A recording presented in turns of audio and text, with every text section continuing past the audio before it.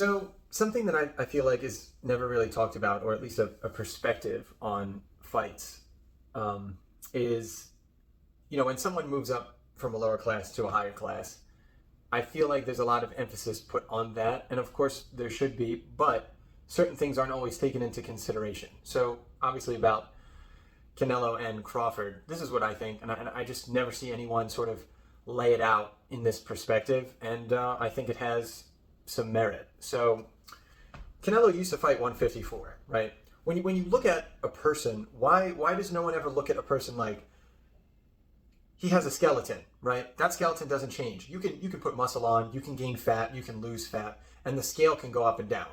But Canelo is never going to be George Foreman size, for example, just to make a point. His skeleton, he's 5'8", I think, 5'7.5", 5'8", whatever. That's how big he is. Sure, you can change that and it can make a difference. He can build more muscle, he can lose muscle, he can gain a bunch of fat. He could be like 220, he could just gain a bunch of fat, and the scale would be such a different number. I started boxing in '07. I used to be 220.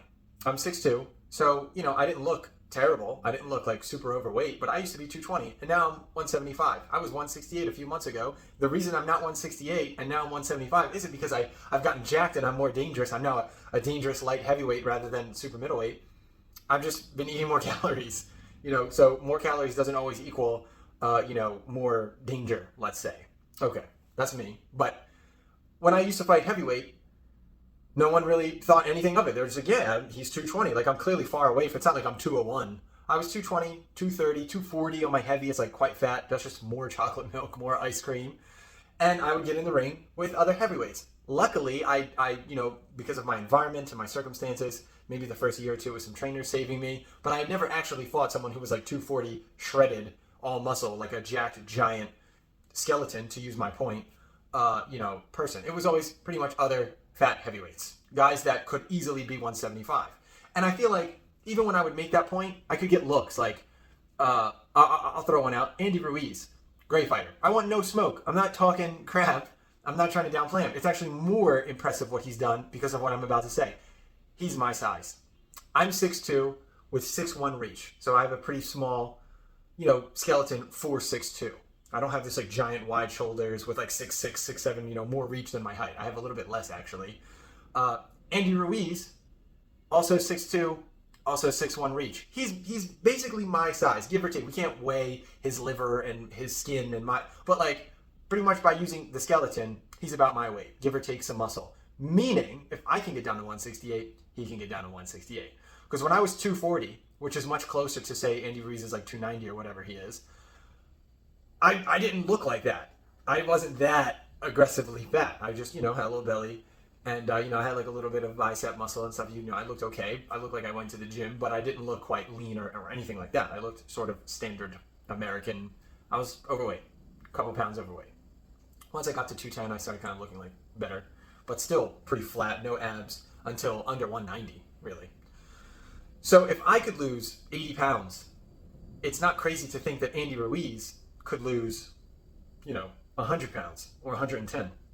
So anyway, respect. He's obviously knocked out Anthony Joshua the one time. He's an incredible fighter, and he does well at heavyweight, but that's another talk. I think a lot of that has to do with the fact that the higher the weight you are, often the less quality the skills are. That's not across the board. I literally would never, ever, ever want to see Deontay Wilder or, Anthony Joshua or someone like that. That's crazy. They're way, way bigger than me. However, there are heavyweights that I don't feel that way about. I think they're not really bigger than me, like Andy Ruiz. I'm sure Andy Ruiz would have his way with me, but it's not because he's bigger. It would be because he would just land a lot of punches, and I probably wouldn't land too many punches on him because there's levels to the game. I'm like a C or D fighter, and he's clearly like an A fighter, just a little bit under the most elite level, whatever that is, S tier, whatever people are calling it these days. So, okay, having said that, let's take a look at Canelo and Crawford, the point of this video. I don't think Canelo is bigger than Crawford, okay? Also, I don't have some kind of attachment to either one of them. Canelo this or it is what, to me, it is what it is. If either one of them wins, if either one of them draws, I'd just be cool. I have no real attachment. I'm only doing this and talking about this and interested in this because I guess I like to test my boxing IQ to see if what I think is going to happen is going to happen. I think Crawford is a bit better than Canelo on pretty much every level. Movement, ring gentlemanship, defense, speed, possibly pinpoint accurate power. I think Crawford has him by a bit on everything, and altogether that adds up to quite an amount. Okay, then there's the but he's moving up all the way to 168 to fight Canelo. Like, Canelo's this enormous man, but that's not how I see it. Bear with me here. So I think, look at Canelo. He was fighting 154. Okay, when he fought, I forget what he had, but catch weight with Mayweather at 151 or whatever. So he damn near made 47 almost. There's such a whole skill to controlling your body weight and maintaining and cutting down. And so maybe just naturally he enjoys eating a little bit more calories. And so it was an easy decision, plus following money, for him to move up. But he did not become larger skeleton-wise. Maybe he's lifting a little heavier, he's got more muscle, sure. But I feel like in boxing, muscle comes with pros and cons. Strength doesn't necessarily equal power, number one. Necessarily. It can, but it doesn't necessarily equal power. And then it often sometimes carries problems like speed and stamina.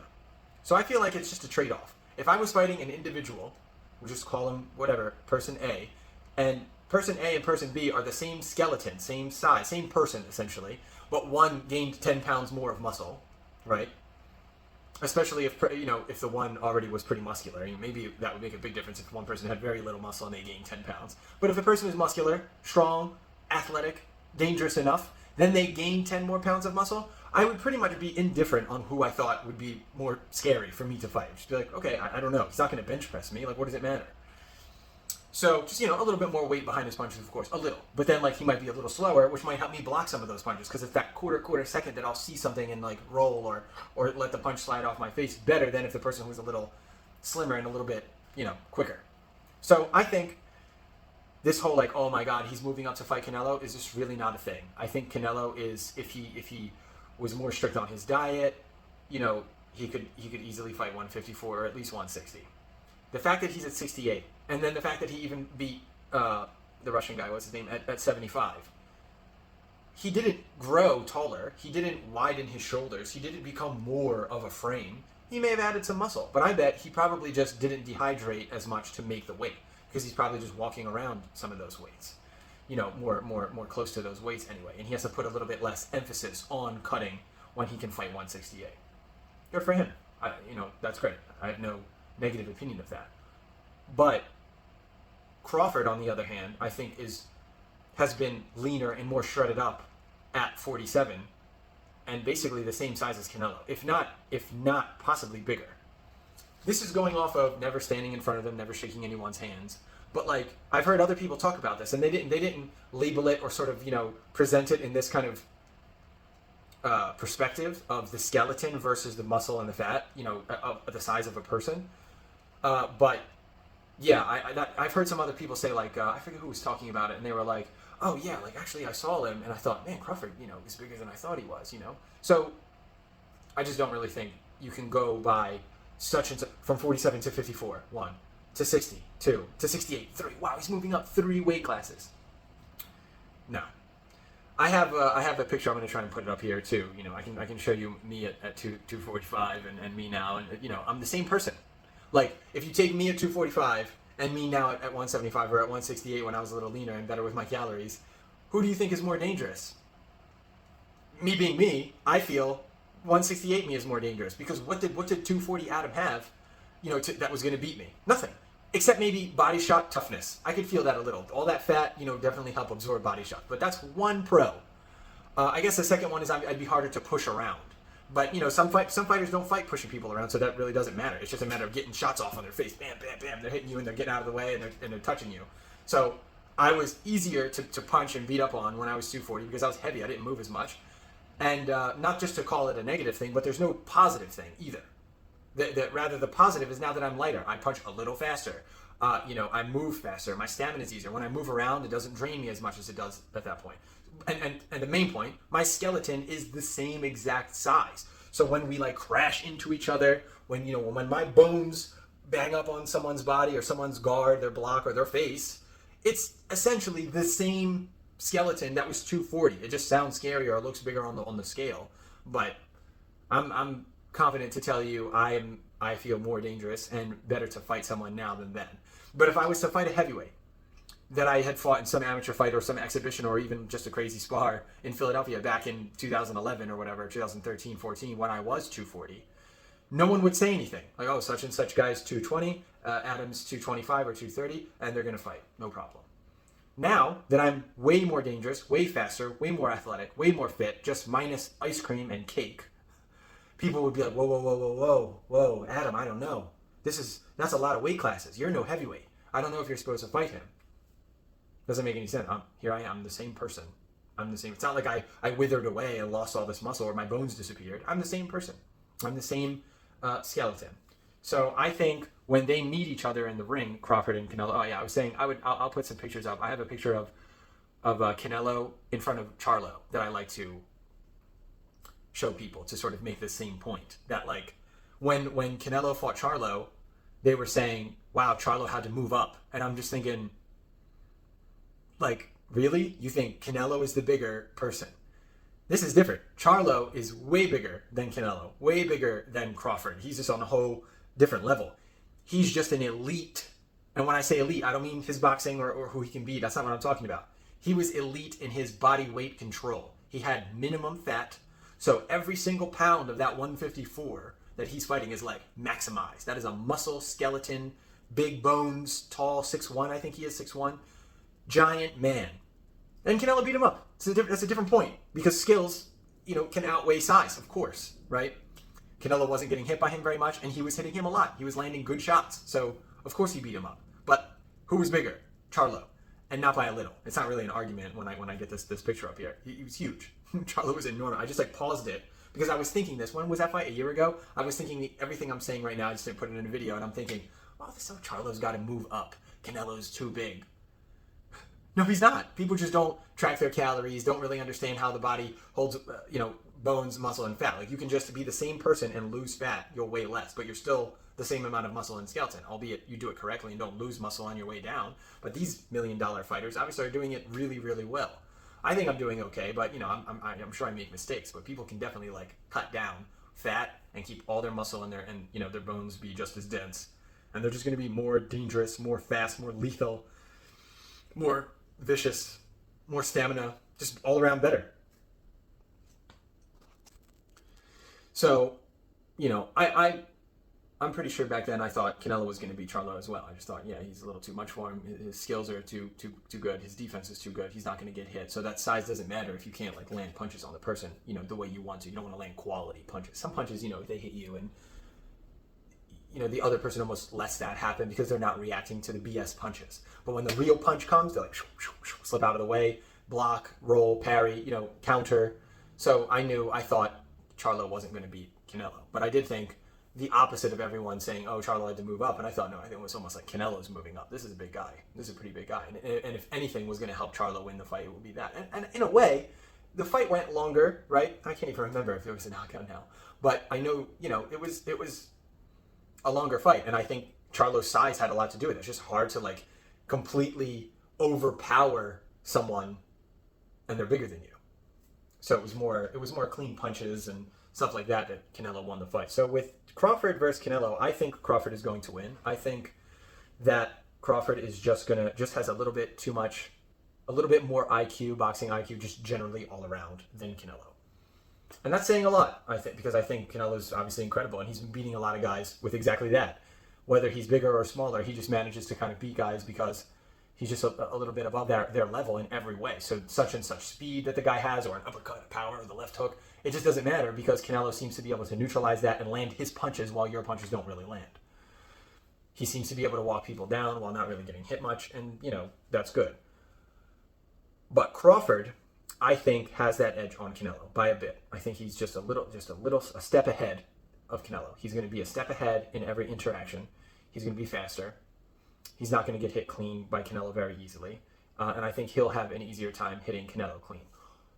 On top of that, he's bigger, which is, I guess, the whole point of this video. I think he's also bigger, which will then help him, dominate altercations, situations where they come into each other and there's pushing and holding. I think that he is going to have the edge. He's about, what, 2 inches taller and a crazy amount of reach. Canelo's 5'8" with 5'10", 5'11" reach, but Crawford is 5'10" with 6'2" reach. Crawford has more reach than me as well. I have very short reach for a 6'2" guy. I'm 6'2" with 6'1" reach. Crawford has 6'2" reach. So that gives you breathing time sometimes when you're just like, you know what, I'm not going to engage. I'm going to stay out. And just as soon as he comes into my range, bam, jab, bam, right hand. And so I feel like that's just going to give Crawford a big edge. I think Canelo hasn't fought that many people, or anyone really, at that level and bigger than him. He beat, I keep wanting to say Golovkin. What is the Russian guy's name? You know what I'm talking about. Yeah, I'll write it up here when I remember. The 175-pound guy that he knocked down in the 10th or 11th round. That guy was bigger, but he wasn't a level ahead of Canelo on skills. He was a level or two under, and it still took him 10 or 11 rounds to knock him out. And then Bivol. That's a whole nother. Bivol's big. I don't think he's the biggest 175 guy around, but he's a pretty solid 175, if not a very elite 168 size person. I think he has no fights at 168. That's just my opinion. But that's a 175 guy. He had the reach on Canelo, and his style where he just kind of hops around and keeps throwing 1-2s, that was too much for Canelo as well. I think that Crawford is going to be able to do something like what Bivol does, but instead of spamming volume punches, no disrespect, I love Bivol's style, and I think he does it incredibly well, but I think Crawford is going to be able to do that in a more of a sort of typical outside boxer style where he just beats him up from the outside, outpoints him, his jab in his right hand, or his left hand if he's southpaw is going to be too much for Canelo to handle. And when Canelo tries to get some of his counters off, Crawford's not going to be there for them. He's going to pivot, he's going to make moves, he's going to change the angle, and he's going to diminish the power on any of those punches that I think even do land. They'll block, they'll be blocked, they'll be slid off. Whereas Canelo, I think, is going to feel punches up on his base. Not all punches are equal. Sometimes a punch lands just like that, and on the crowd, wow, the punch landed, but did it really crash into the person's face? Sometimes yes, sometimes no. That's the skill, and I think that's what typically Canelo does. Like when Canelo fought Triple G, his punches were crashing into Triple G's head. Kudos for him being so tough, Triple G. But he was beating Triple G up, in my opinion, and making those punches crash into his face. As you can see, I'm not some kind of hater of Canelo. I think he beat Triple G in pretty much all the fights. Obviously, there's points, and Triple G threw a lot of jabs that did land on his face, and you can make an argument for the rounds being won by Triple G in those fights. And I'm not against that. Oh, you're crazy. How could you see that? I get it. I see it. But as far as who punched on the other person hard, and the other person felt their power more throughout the fight and missed their power, I think Canelo won that aspect of the fight. Canelo beat up Triple G. Triple G threw more punches and maybe outpointed him, and so you could argue that he won, and I wouldn't really disagree. But Canelo beat him up. Triple G did not beat up Canelo. He didn't really. Just round by round, he wasn't bashing him in the head. He was missing. Canelo was going like that, and punches were flying right past him. But Canelo's punches were not flying past Triple G. They were landing on his head or even on his guard. And maybe those don't count by the judges. And again, I don't disagree. But he's bang, bang, bang, bang. He's getting beat up. His head is shook around. He's feeling the power of those punches by Canelo. So I see that. That's how I see it. I think Crawford is going to win. Yeah, I'm about 60-40 sure that Crawford is going to win. The 40 is, Canelo is Canelo. He could counter or land a huge shot. But maybe I'm going to move it to 70-30 because I think Crawford has a great chin. So is that really going to change the fight? I don't think so. Have we seen him knocked down? No. We've seen neither of them knocked down. So there's a great chance that there is no knockdown. And so I would say 70-30. I think Crawford is just going to win. He's going to land the better punches. He's going to bruise up Canelo's face. He's going to beat him up. And the punches that Canelo land are not going to be, of that much significance. The ones that do touch him are probably going to be grazing or blocked or slide off his head or whatever. So, yeah, that's what I think is going to happen. So I guess we'll see in about a month now.